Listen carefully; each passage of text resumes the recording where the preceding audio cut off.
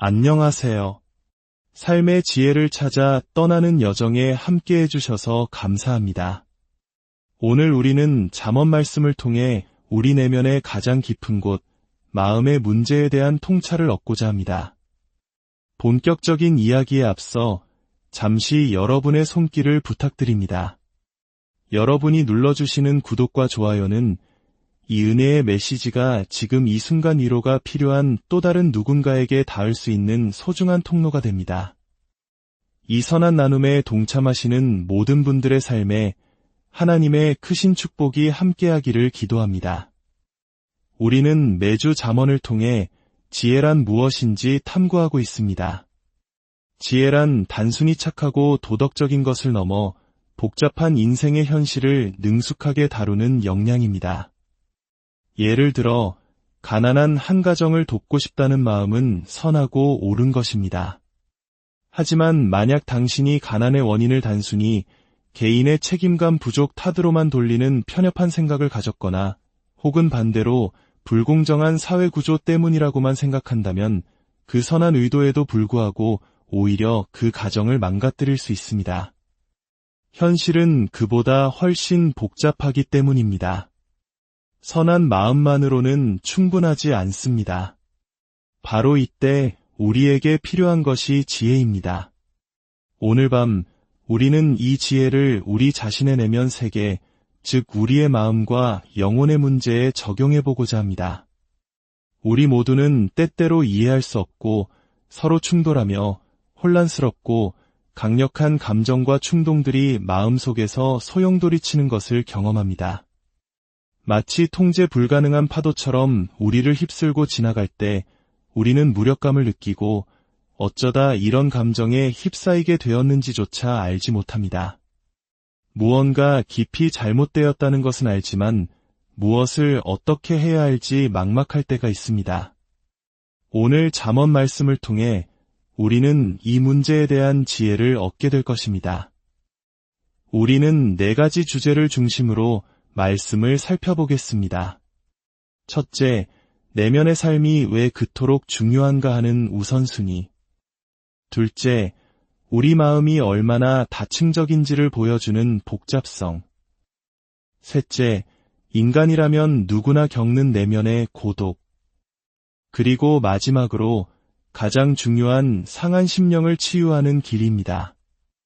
이 4가지를 이해하지 못한다면 우리는 결코 지혜로운 삶을 살 수 없습니다. 첫째, 내면의 삶의 우선순위입니다. 잠언 18장 14절은 이렇게 말합니다. 사람의 심령은 그의 병을 능히 이기려니와 심령이 상하면 그것을 누가 일으키겠느냐. 여기서 심령으로 번역된 히브리어 루아흐는 원래 바람 또는 호흡을 의미합니다. 구약 성경에서 루아흐는 힘, 능력, 생명의 에너지를 상징합니다. 따라서 인간의 심령, 즉 루아흐는 오늘날 우리가 말하는 삶에 대한 열정, 정서적 에너지와 같습니다. 우리를 삶으로 나아가게 하고 도전하게 하고 세상을 헤쳐나가게 하는 원동력인 셈이죠. 그렇다면 상한 심령이란 무엇일까요? 그것은 삶을 바라보아도 아무런 소망을 느끼지 못하고 기쁨을 잃어버리며 세상에 나아가 맞서 싸울 열정이 사라진 상태를 말합니다. 무기력함과 불안감에서부터 깊은 낙심과 절망, 나아가 삶의 의지 자체를 잃어버리는 상태까지 그 정도는 다양합니다. 이 잠언이 말하는 핵심은 이것입니다. 당신의 내면을 건강하게 지키는 것보다 더 중요한 일은 없다는 것입니다. 사람의 심령은 그의 병을 능히 이긴다는 말은 우리의 몸이 부서지고 병들었을지라도 강한 영혼은 그것을 견뎌낼 수 있다는 뜻입니다. 하지만 반대로 아무리 세상에서 가장 강건한 육체를 가졌을지라도 마음이 무너지고 심령이 상하면 그 육체는 영혼을 지탱해 줄 수 없습니다.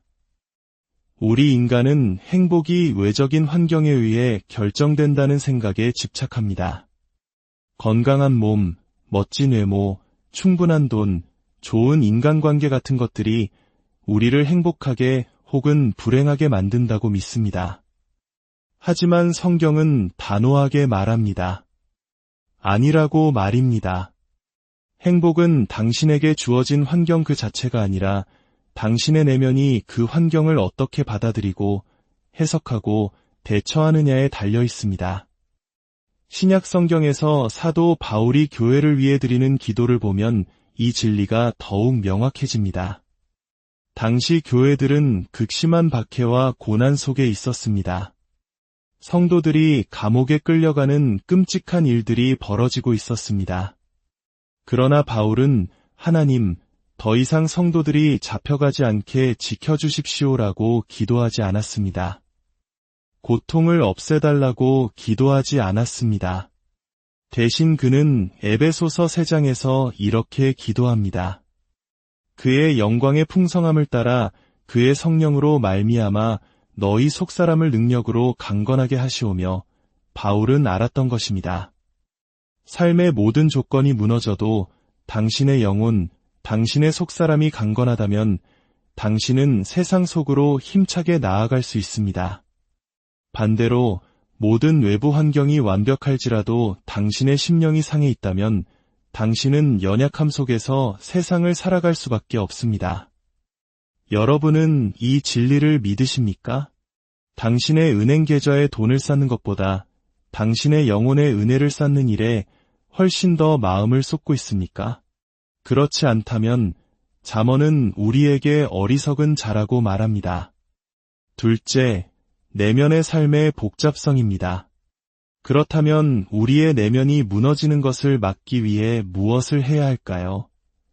무엇이 우리의 심령을 상하게 만드는 걸까요?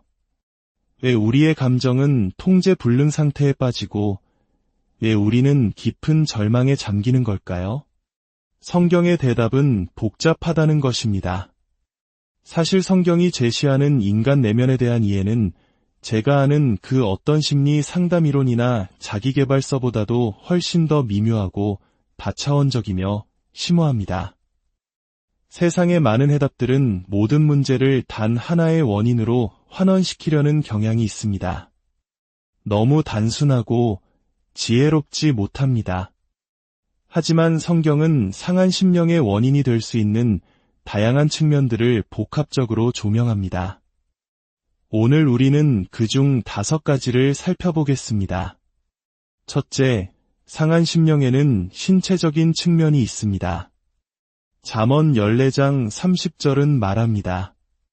평온한 마음은 육신의 생명이나 시기는 뼈를 썩게 하느니라. 여기서 시기는 분노, 질투, 두려움과 같은 격렬하고 뜨거운 감정을 의미합니다. 이 구절은 마음의 건강이 육체의 건강에 직접적인 영향을 미친다는 것을 보여줍니다. 하지만 그 반대도 마찬가지입니다. 육체의 연약함이 정서적 불안으로 이어질 수 있습니다. 만성적인 피로, 영양 불균형, 호르몬의 문제 등 신체적인 원인이 우리의 영혼을 짓누를 수 있다는 것입니다.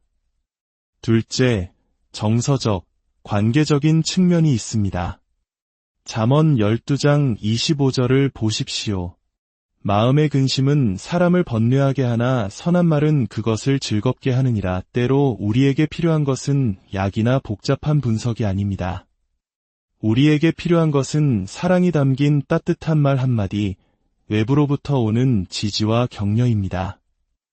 우리는 홀로 설 수 없는 관계적인 존재이기 때문입니다. 때로는 그저 나를 안아주는 팔, 기댈 수 있는 어깨, 친밀한 교감이 그 어떤 것보다 강력한 치유제가 됩니다. 셋째, 도덕적인 측면, 즉 양심의 문제가 있습니다. 잠언 28장 1절은 악인은 쫓아오는 자가 없어도 도망하나 의인은 사자같이 담대하니라고 말합니다. 이것은 죄책감과 양심에 대한 통찰입니다. 스스로가 올바르게 살고 있지 않다고 느낄 때 죄책감과 수치심, 실패감이 우리 내면을 병들게 합니다. 흥미로운 점은 죄책감은 쫓아오는 자가 없어도 우리를 도망치게 만든다는 것입니다. 실제 잘못한 일에 대한 죄책감을 넘어 잘못하지 않은 일에 대해서까지 과도한 죄책감을 느끼게 됩니다. 작은 실수에도 완전한 실패자처럼 느끼고 가벼운 비판에도 영혼이 공격당하는 것처럼 느낍니다. 이것이 바로 병든 양심의 증상입니다. 넷째, 실존적인 측면입니다. 잠언 14장 13절은 충격적인 말씀을 합니다. 웃을 때에도 마음의 슬픔이 있고 즐거움의 끝에도 근심이 있느니라. 이 구절은 단순히 슬픔을 감추고 억지로 웃는 몇몇 사람들에 대한 이야기가 아닙니다. 이것은 모든 인간에게 해당하는 보편적인 진리입니다. 모든 파티는 결국 끝나고 모든 즐거움의 끝에는 이별과 상실이라는 근심이 기다리고 있다는 것을 우리 존재의 가장 깊은 곳에서는 모두가 알고 있습니다. 행복한 가족이 식탁에 둘러앉아 웃고 있지만 그들 중 한 명은 결국 다른 모든 가족의 죽음을 지켜보게 될 것입니다. 죽음은 모든 것을 앗아갑니다. 건강, 사랑하는 사람들, 우리가 이룬 모든 것들이 언젠가는 사라집니다. 이런 실존적인 불안과 허무함은 우리 삶의 배경음악처럼 낮게 깔려 있습니다. 만약 우리가 죽음이라는 현실에 맞서 삶의 의미를 부여할 철학적, 영적인 해답을 찾지 못한다면 우리의 웃음 밑에는 늘 슬픔이 자리 잡고 있을 것입니다. 마지막 다섯째, 믿음의 측면입니다. 잠언 15장 13절은 마음의 즐거움은 얼굴을 빛나게 하여도 마음의 근심은 심령을 상하게 하느니라고 말합니다. 여기서 성경이 말하는 마음은 단순히 감정을 뜻하는 것이 아닙니다. 그것은 우리 존재의 핵심, 우리가 가장 근본적으로 신뢰하고 사랑하며 소망하고 살아가는 이유입니다. 잠언 13장 12절은 소망이 더디 이루어지면 그것이 마음을 상하게 하거니와 소원이 이루어지는 것은 곧 생명나무니라고 말합니다. 우리는 모두 무언가에 마음을 두고 살아갑니다. 이것만 있으면 내 삶은 의미 있을 거야. 이것만 이루면 나는 괜찮은 사람일 거야라고 믿는 궁극적인 소망이 있습니다. 그런데 만약 당신이 하나님이 아닌 다른 것, 예를 들어 연인, 성공, 돈에 당신의 궁극적인 소망을 둔다면 어떻게 될까요? 그것이 흔들리거나 사라졌을 때 당신의 존재 전체가 무너져 내릴 것입니다. 슬픔을 넘어 살고 싶은 의지마저 잃게 될 수 있습니다. 이것이 바로 마음의 병이 심령을 상하게 하는 원리입니다. 보십시오. 우리의 내면은 이렇게나 복잡합니다. 신체적, 관계적, 도덕적, 실존적, 그리고 믿음의 문제가 얽혀 있습니다. 그런데 세상은 자꾸만 우리를 단순화시키려 합니다. 어떤 의사는 모든 것을 신체의 문제로 보고 약을 처방하려 하고 어떤 상담가는 감정적인 지지가 전부라고 말하며 어떤 종교인은 모든 것을 도덕적인 문제로 치부하며 기도를 더 하라고 다그칩니다. 이 모든 것은 지혜롭지 못한 환원주의일 뿐입니다. 우리는 이 모든 것을 아우르는 하나님의 형상으로 지음받은 존재이며 하나님의 관점에서 이 모든 영역을 다루지 않는 한 진정한 치유는 불가능합니다. 셋째, 내면의 삶의 고독입니다. 잠언 14장 10절은 마음의 고통은 자기가 알고 마음의 즐거움은 타인이 참여하지 못하느니라고 말합니다. 이 말씀은 인간 존재의 근원적인 고독에 대해 이야기합니다. 당신의 내면은 너무나 복잡하고 깊고 숨겨져 있어서 그 누구도 당신을 100% 이해할 수 없다는 것입니다. 가장 가까운 사람조차도 때로는 당신을 오해할 것입니다. 심지어 잠언 16장 2절은 사람의 행위가 자기 보기에는 모두 깨끗하여도 여호와는 심령을 감찰하시느니라고 말합니다. 우리는 우리 자신조차 온전히 이해하지 못합니다. 우리는 본질적으로 혼자입니다. 그렇기에 만약 하나님이 당신에게 단지 머릿속의 개념이나 믿음의 대상일 뿐 인격적인 친구가 아니라면 당신은 이 세상에서 완전히 홀로인 것입니다. 당신의 모든 어두운 골짜기를 함께 걸어주고 당신의 가장 깊은 곳까지 꿰뚫어 보면서도 당신을 사랑해줄 수 있는 유일한 존재와의 친밀한 관계가 없다면 인간은 그 절대적인 고독을 견뎌낼 수 없습니다. 그렇다면 마지막으로 어떻게 이 상한 심령을 치유할 수 있을까요? 우리는 외부로부터 오는 따뜻한 말이 필요하지만 아무도 우리를 온전히 이해하지 못합니다. 우리는 죄책감을 씻어내야 하지만 수십 년의 상담으로도 양심의 가책은 쉽게 사라지지 않습니다. 우리는 죽음의 허무함을 이겨내야 하고 헛된 것들에 두었던 마음의 소망을 바꾸어야 합니다. 이 모든 복잡한 문제를 어떻게 해결할 수 있을까요? 그 해답의 비밀은 생명나무에 있습니다. 잠언에는 생명나무라는 표현이 여러 번 등장합니다. 생명나무는 성경의 시작인 창세기와 끝인 요한계시록에 등장하는 중요한 상징입니다. 창세기에서 생명나무는 에덴 동산 중앙에 있었고 영원하고 충만한 삶을 의미했습니다. 모든 갈망, 즉 창조적, 미학적, 관계적, 지적 갈망이 완벽하게 채워지는 상태를 상징합니다. 하지만 우리는 죄로 인해 그것을 잃어버렸고 불타는 칼이 그 길을 막고 있습니다. 우리가 삶의 모든 것에서 추구하는 것, 새로운 관계, 멋진 여행, 성공적인 경력에서 희미하게 느끼는 그 약속은 사실 우리가 잃어버린 생명나무에 대한 갈망입니다. 영국의 작가 C.S. 루이스는 이를 우리가 기억하지만 한 번도 가져본 적 없는 것에 대한 그리움이라고 표현했습니다. 우리는 이 세상에서는 결코 완전히 만족할 수 없는 갈망을 품고 살아갑니다. 이것을 깨닫지 못하면 우리는 어리석은 선택을 반복합니다. 새로운 도시, 새로운 직장, 새로운 사람을 찾아 헤매거나 혹은 자신을 탓하며 실패자로 낙인 찍거나 냉소적으로 변의 삶에 아무것도 기대하지 않게 됩니다. 이 모든 길의 끝은 결국 상한 심령뿐입니다. 그렇다면 해결책은 무엇일까요? 놀랍게도 신약 성경은 예수님께서 나무에 달려 돌아가셨다고 반복해서 증언합니다. 왜 하필 나무일까요? 에덴 동산에서 첫사람 아담은 나무에 대한 하나님의 명령에 불순종함으로 생명을 잃었습니다. 수천 년 후 두 번째 아담이신 예수님께서는 겟세마네 동산에서 나무, 즉 십자가에 대한 하나님의 명령에 순종하셨습니다. 하지만 그 명령은 달랐습니다.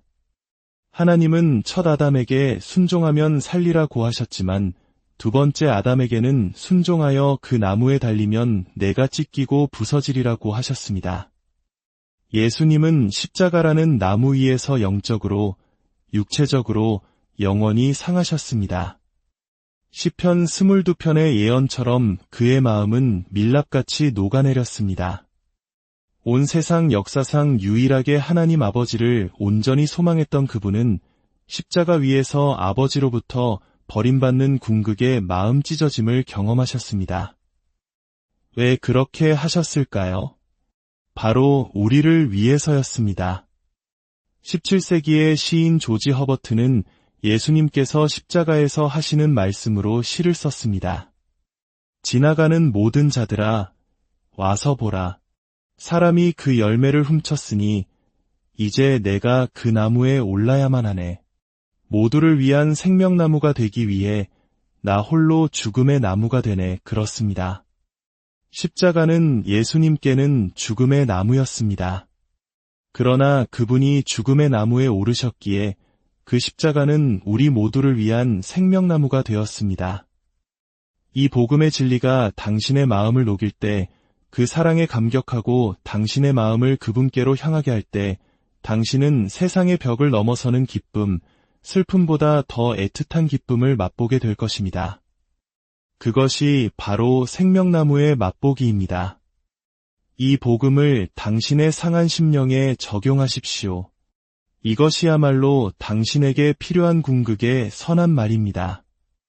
우주의 밑바닥까지 당신을 꿰뚫어 보시는 유일한 그 눈이 하늘 끝까지 당신을 사랑하신다는 진실을 당신의 관계적 필요 위에 놓으십시오.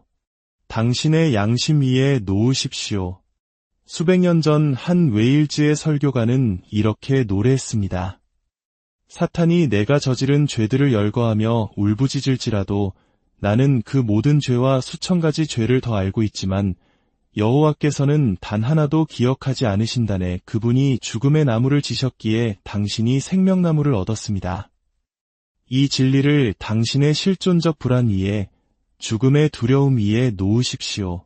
그리고 가장 중요하게 당신 마음의 소망의 중심에 이 진리를 두십시오. 그러면 당신은 여전히 사람들을 사랑하고 세상을 사랑하겠지만 그 모든 것들을 통해 궁극적인 아름다움, 궁극적인 사랑, 바로 당신을 기다리는 영원한 생명나무를 바라보게 될 것입니다. 물론 이것이 이제 우리에게 친구나 상담가, 공동체가 필요 없다는 뜻은 아닙니다. 이 복음을 우리 존재의 모든 영역에 깊이 스며들게 하는 것은 너무나 어렵고 긴 시간이 걸리는 일입니다. 그래서 우리에게는 이 진리를 계속해서 서로에게 말해주고 함께 기도하며 서로의 짐을 져줄 형제자매가 필요합니다. 디트리히 보네퍼는 이렇게 말했습니다. 다른 형제 앞에서 죄를 고백할 때 자기 위의 마지막 요새가 무너진다. 죄인은 항복하고 그의 마음을 하나님께 드리며 예수님과 형제와의 교제 안에서 모든 죄의 용서를 발견한다. 입으로 고백된 죄는 그 힘을 잃는다. 여러분의 소망을 주님께 두십시오. 이 복음을 굳게 붙드십시오.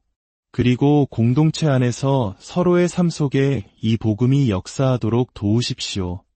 그리할 때 여러분은 속사람이 능력으로 강건해지는 것을 경험하게 될 것입니다. 함께 기도하겠습니다. 사랑의 하나님 아버지, 오늘 말씀을 통해 우리의 복잡하고 연약한 내면을 비추어 주시니 감사합니다. 세상의 헛된 것들로 상처 입고 무너진 우리의 심령을 불쌍히 여겨 주옵소서.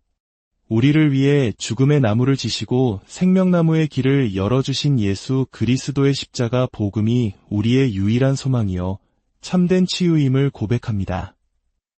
이 진리가 우리 삶의 모든 영역을 다스리게 하시고 성령의 능력으로 우리의 속사람을 날마다 새롭게 하여 주옵소서. 그리하여 어떤 환경 속에서도 흔들리지 않는 강건한 믿음으로 세상을 이기며 살아가게 하옵소서. 우리 주 예수 그리스도의 이름